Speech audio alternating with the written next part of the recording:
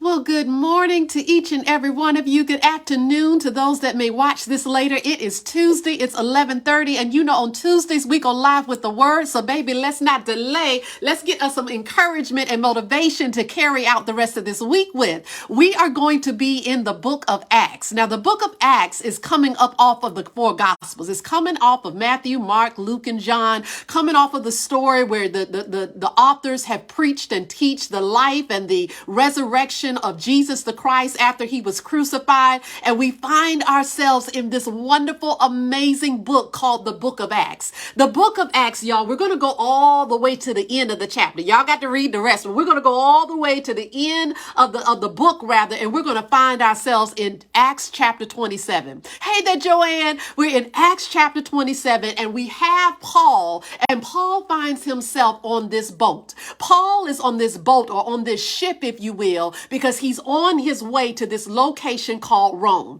Now, it's important to understand that Paul has an assignment that was given to him back in Acts chapter 23, where God came to him, appeared to him in a vision and said, look, I am going to allow you to get to this place called Rome, because in Rome, you will take my word to another level. You will go to the next level. And I want to ask you this question. Y'all know I always got to bring it into the message. Is there a destination that you know that God has said that you've got to get there? You've got to get to this place. You've got to be in a place where your finances look a certain way. You've got to be in this place where your health looks in a certain way. You've got to be in this place where you can say, you know what? I'm fruitful and I'm multiplying and I'm doing the things of God. God has him on an assignment, if you will, and his assignment is to get to Rome. Now, he's on this ship, and one thing that we all know about God doesn't always tell us how the assignment is going to take place and all of the in-betweens, but he does tell us that his promises in him are yes and amen. Hey there, Tommy, we talked about that the other week. And in the book of Acts, chapter number 7, Paul is amongst prisoners. Y'all, Paul is amongst prisoners, and he's on this particular boat. Hey there, James. Good to see you, friend. He's on this boat, and it says that he's on this ship, and they are setting sail to Italy. Now, while they're on this ship, it says that the winds begin to blow. This storm comes up. It says very specifically, it says we had to sail very slowly, and when we got there, we was trying to get to our destination, but it was difficult. Have you ever been on your way in the process of doing what God has called you to do, and it's a little slow? Have you ever been in this place where you're moving, but it's just a little slow? You know where you're supposed to be going, but something inside of you will not let you give up. Something inside of you won't let you quit, because you know beyond a shadow of a doubt that you must get there. It says that they're going, and it says that the boat is going, but it's a little slow. It says that the winds begin to push up against them, so that it makes it almost difficult for them to get where they're trying to go. James, have you ever been going along in life doing what you were supposed to be doing, and it felt like stuff was just coming up against you? It said that the winds were coming up against them, and it got to the point where they realized that they had to just take sail. They had to set in this place so that they could just wait a little minute. They realized that they needed to get to Rome. However, the timing of when they were sailing, it was one of the worst times of year. Yes, James, you feeling me? It was one of the worst times of the year. And it says that they found themselves finding difficulty to get there, so they had to pause in this place. It says that they paused in this place, y'all. I'm in chapter 27 of the book of Acts, and it said it was called Fair Havens. Fair Havens was this location, and it said in that location, they were able to just set for a little bit. They were setting for a little bit, and it says that Paul began to tell the men on the boat, he says, look, I'm trying to tell you, I want to give you a warning. If we don't sit here for a little bit, it's this time of year where the winds are, y'all think about Florida. It's this time of year when the storms and the hurricanes and the waters begin to rise up, and it's just not the best time for us to set sail. He was trying to give the people a warning. He said, let's just pause here for a little bit before we continue. I know that we have a destination to get to, but let's just pause, because if we don't pause, it says in chapter number 27, verse 10, 10, he told the men, he said, I perceive that this voyage is going to end in disaster, and there's going to be a lot of things that will be lost unnecessarily. And I'm just asking, can we wait a little bit? It said that they had some subject matter experts that were on the boat, and the people decided that no, we're going to push on through. It says, Tommy, that they kept pushing on through, and you get in verse number 18, and it says that they decided that, you know, this thing, we're trying to push through. We're trying to see if we can just slow down a little bit, but they ran into this area where it began to get calm. It began to get calm, and they said, well, wait a minute. You know what? Paul didn't know what he was talking about. The wind slowed down a little bit. Have you ever been on your way just going through what you were doing? God told you to go do this. God gave you instruction that this thing over here was for you, and you're on your way, and the storms begin to come, and the winds and stuff come coming up against you, and it, all of a sudden it gets calm, and you think that it's over, but something, it isn't right. Something just isn't settling in your spirit. It says that they were in this location, and it gets a little calm. It gets a little calm, but then every now and then they could feel the wind starting to kick up again. Every now and then they could feel the water hitting up against the side of the ship. It says they're on this ship, and that calm disappears, and all of a sudden they find themselves in a major storm. Joanne, they're in a major storm. They call it a Euroclydon. A Euroclydon is one of the dangerous windstorms that there is. It says that it's disastrous. It says that there usually is loss of life, and Paul begins to look at the people, and he's trying to explain to them, I told you guys that we needed to wait a little bit, but here they find themselves in the middle of this situation, and they begin now to have to do something that Paul was telling them. If you don't just slow down for a little bit, you're going to lose some things that you don't need to lose. They begin to throw stuff overboard. They were throwing stuff overboard because the water was so strong. The winds were so strong in this storm. It says that they were no longer able to steer the boat. It says that the winds was driving them. The winds was taking them where it needed to go. Have you ever found yourself in life doing what you were called to do, following the instruction that you believe God told you that you needed to follow, and winds start taking you all over the place, and now it feels like you're not in control?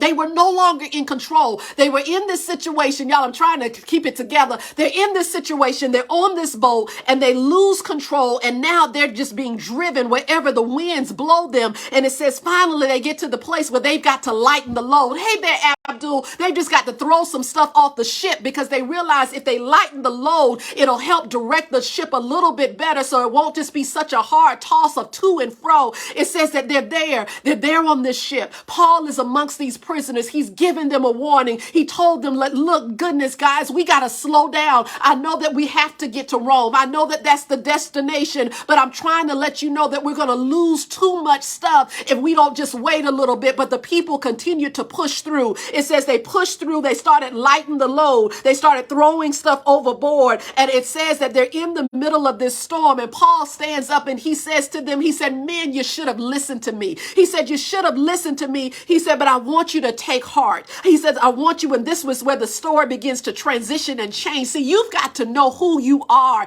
even in the middle of the storm. You've got to know that if God sent you to do it, that he's going to preserve you through the process. It says that Paul stands up and he says, now I urge you, take heart, for there will be no loss of life. He's telling the people that, look, I know we're in the middle of this storm. I know that we're going through some stuff right now. And as I begin to listen to this story, read this story, research this story, I wanted to come to you this morning because sometimes, every now and then, if you human like Tab is, you find yourself on the ship of life. You find yourself doing what God told you to do, going where God told you to go, trying to fulfill the assignment and the calling and the responsibility, going to work faithfully, going home faithfully to your family, being there for your community, being there for your friends. You find yourself doing what you've been created to do, and all of a sudden a storm shows up in your life. And I want you to know that because those are good things to do, it says, don't be afraid. There'll be no loss of life. He said there was a promise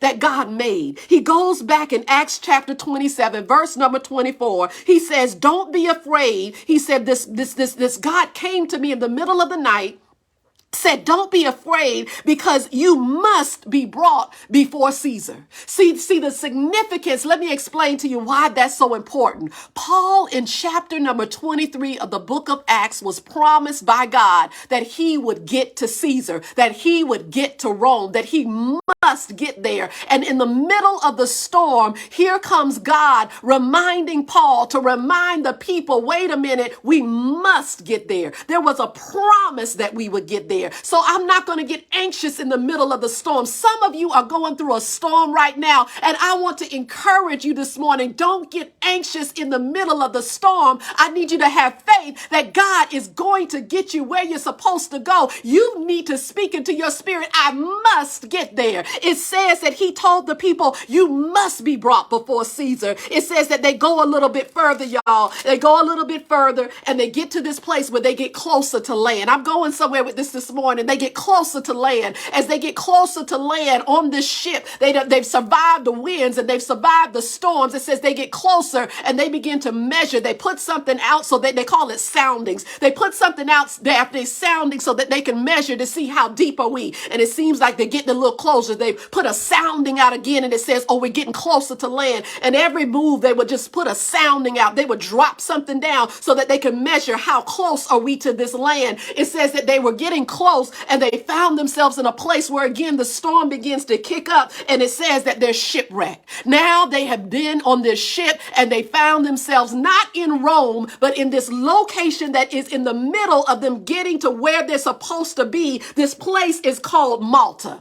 How many of you have found yourselves in a Malta? Let me explain what Malta is. Malta is this location that it isn't the destination. It isn't where you're supposed to be. You're right in the middle. You know you're tracking. You know you're on the right path, but you're not quite there yet. And you're in this foreign land called Malta. It says, y'all, in chapter number 28 of the book of Acts, it says, now when they had got there, they found out that the island was called Malta. They found out, meaning it was a location they had never been before. Eric, it was a location that was foreign to them. It was a location that they hadn't had an opportunity to scope out, to see what's here. Can we survive there? Have you ever found yourself on this destination doing what you know that you were supposed to do, following the instructions of what you were supposed to be following, and you find yourself not quite at the destination? You're not quite where you know you're supposed to be financially. You're not quite where you're supposed to be with your health. You're not quite where you want to be in the relationship. You're not quite where you want to be at the job, but you're doing the things that are necessary so that you can get where I see you, Daphne, so you can get where you're supposed to go. And then here something comes up in the middle of your progress and you find yourself in a foreign location, somewhere that you didn't plan for, somewhere that wasn't on your map. It wasn't on your path. It wasn't a part of the destination, and you find yourself, as they would call, shipwrecked. Here, Paul, with the prisoners, the ones that were on this boat with them, find themselves shipwrecked. They survived the storm. Have you ever been in a place in life where you've survived? Hey there, cousin Anna, you survived all of the things of life. You survived and you came through the stuff of childhood. You survived coming through the young adult stuff. You survived the foolishness. You survived telling people don't do this, and it led out to something that both of y'all ended up having to suffer. You survived, and now you're thinking that, oh my goodness, it's over. But now you find yourself in the middle of this place called Malta, a place that you've never, ever been before. Y'all, it says the people were shipwrecked, that they were on their way to Rome, the place where God had just spoken through Paul and said, you must get before Caesar. You've got to get there. And they find themselves no longer in the turmoils of the water, but now on land. But it's not the land that I'm supposed to be on, and I'm shipwrecked. I've never been here before.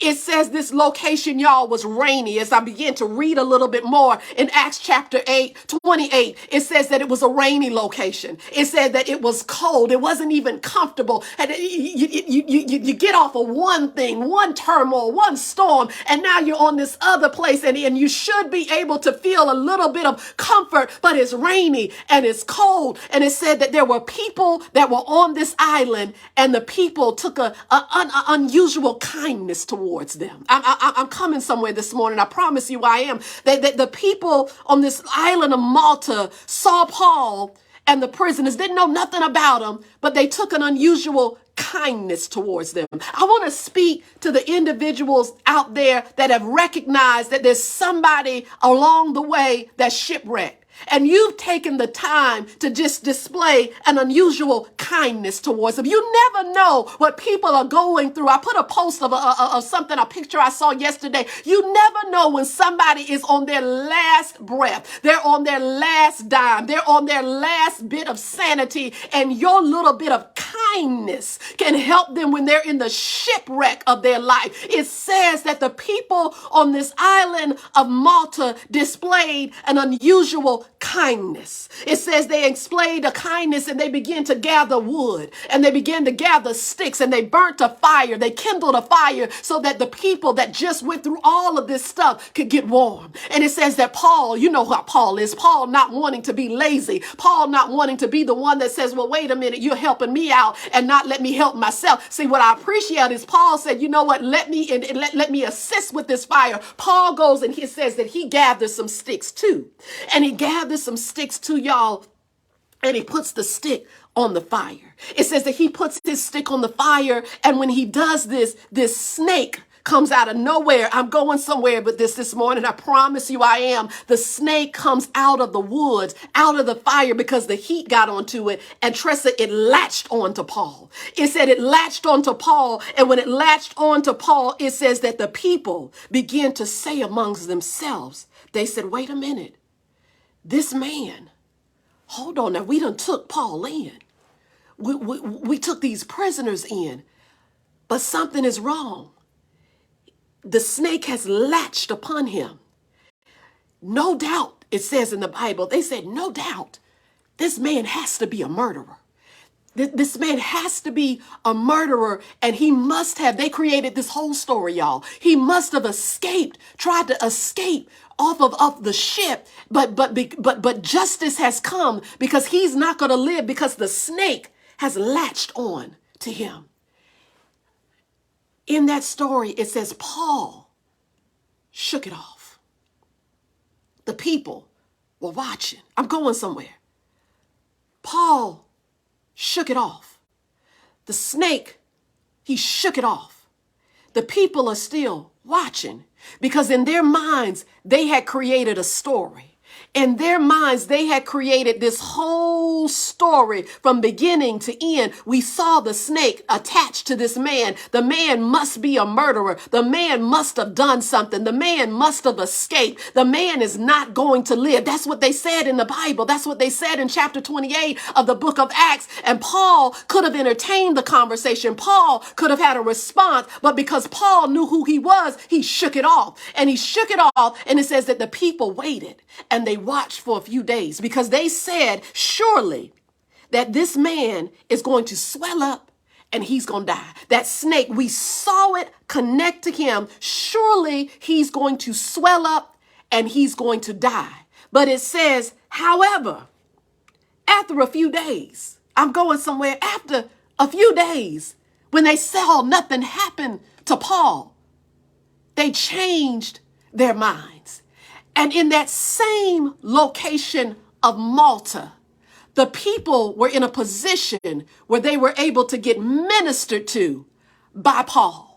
In that location where Paul found himself shipwrecked, in that location that was in the middle of him going where he was supposed to be going, where he had to get to, in that location where the people began to speculate because they saw something with their natural eyes, but spiritually, they were not a part of Acts chapter 23. You see, they were not a part of the shipwreck. They were not a part of being on the ship. They didn't know what Paul had just come from. And how does this connect to me? How does this connect to you? Because as I was looking at this story, y'all know what happened. I started getting excited. I started rocking, y'all. When I get excited, I started rocking. And I began to think of how many people right now in life are dealing with stuff, and you know that you're not where you're supposed to be. You know you're not at the end result. You're in the middle. You're in a Malta, and you don't know really how to handle this situation. I want to encourage you today. I want to tell you some things you got to be able to shake it it off for the glory of God. See, I know if you're like me and if I'm like you, we're human. And what that means is that there's some things that we know that God has said, Tab, I want you to do this. James, I want you to do this. Tressa, this is what I need you to do. I've called you to this. This is your destination. This is what better looks like. This is what lending looks like. This is what being a giver looks like. This is what being in good health looks like. This is what being on a job where you don't have to worry about your next penny looks like. Daphne, this is the destination. This is the promise, the plan that I have for you concerning your life. And I just need to know if you are willing to get there. And I need you to understand, as I was going through the story, y'all,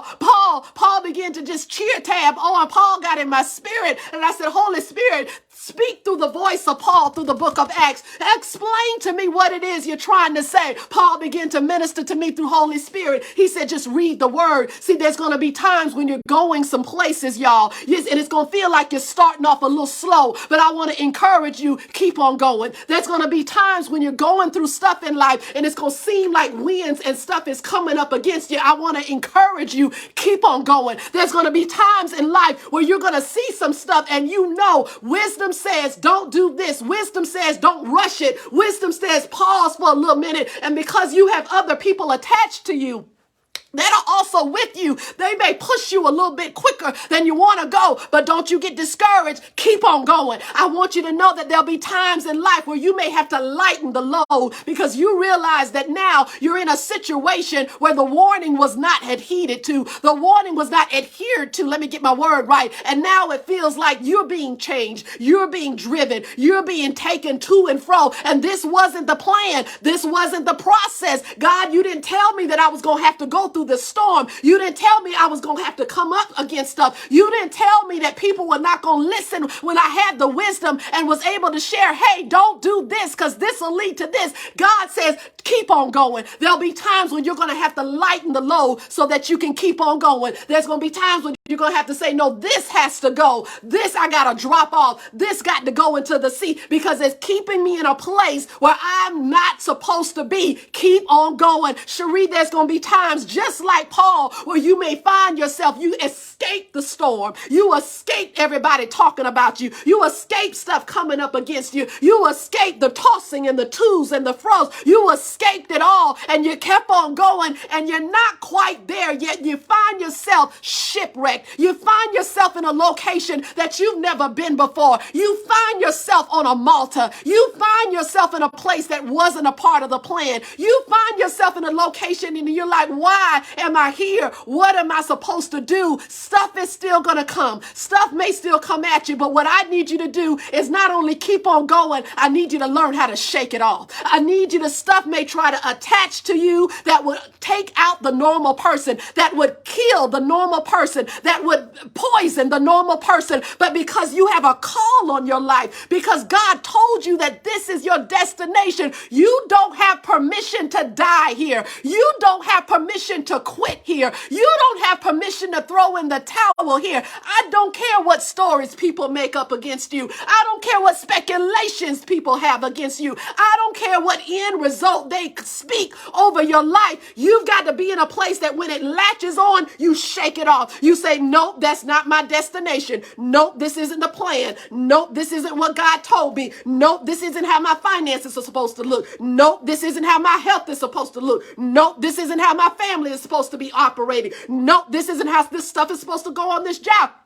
You've got to get to a place where you don't even entertain it. See, Paul didn't try to convince the people on the island of Malta, no, I'm not a murderer. Paul didn't try to convince the people, no, this snake, I shook it off and you'll see I'm going to live. Paul just shook it off and kept on going. And by his demonstration of not even entertaining it, what happened is the people that were sitting by watching and waiting, it says they came to a place where they were able to connect with Paul and they were able to get saved. See, further in the story, Paul gets to Rome. Paul gets to Rome because God promised him that he was going to get him before Caesar, and it happened. But imagine if he would have clowned at Malta. Imagine if he would have spent time unnecessary in Malta trying to convince the people who he wasn't, trying to convince the people wasn't going to happen to him, trying to get the people to understand, well, wait a minute, no, God said this. If you know what God said concerning you, stand on that. Keep on going. You can't allow anything in Malta, anything that's in your shipwreck, anything that you didn't prepare for, anything that you wasn't planning for to be a distraction. I need you to keep on going. And sometimes that means we've got to learn to shake it off. Oh, I wish that Paul could have been with me, y'all. I got to be real transparent. Back in my 20s, you see, back in my 20s, when people would say something, y'all know Tab did. Did you hear that Tab so and so? I believe this is gonna happen concerning Tab. Tab felt that she needed to respond. Tab would get the microphone and Tab would say X, Y, Z. Tab felt that she had to defend herself. But I've come to this place in life because I know who I am. I know who I belong to. I know the promises that God has on my life. I don't have time to entertain with speculating about who and what and how and when and this is going to happen. Can't nobody declare something over my life that overrides what God said is going to take place. And some of us have gotten distracted because we've been trying to defend and explain and justify and clarify something that you just need to shake off. Oh, baby, when you shake it off, there'll be people that'll still be watching. When you shake it off, there'll be people that'll still be trying to understand how did they shake this off. See, the reason they were able to shake it off, Cherie, because you're on Malta. These people, I get it. You're on this island of Malta. I appreciate your kindness. Oh, Malta, I appreciate that you burnt a fire for me because you knew that it was cold and rainy. I appreciate that you saw my situation and you saw my circumstances and you understood that I was shipwrecked. But baby, Malta, don't you get it twisted. God made some promises and this is not how my story ends. See, some of us got to look at some folks and say, I appreciate that you was good, that you was kind, that you was available. You shared some resources, but don't get it twisted. You may see my Malta today. Hey there, Regine, but understand, I just survived a whole shipwreck.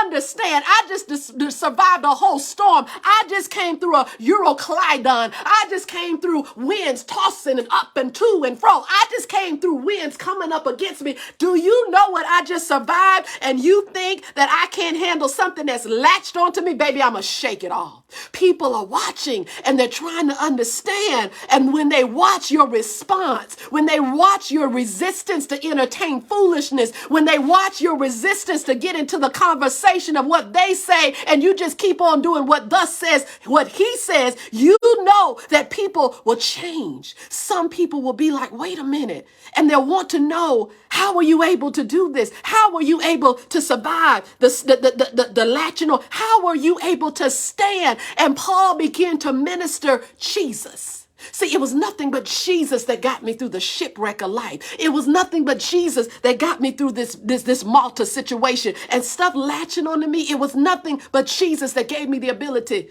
to shake it off.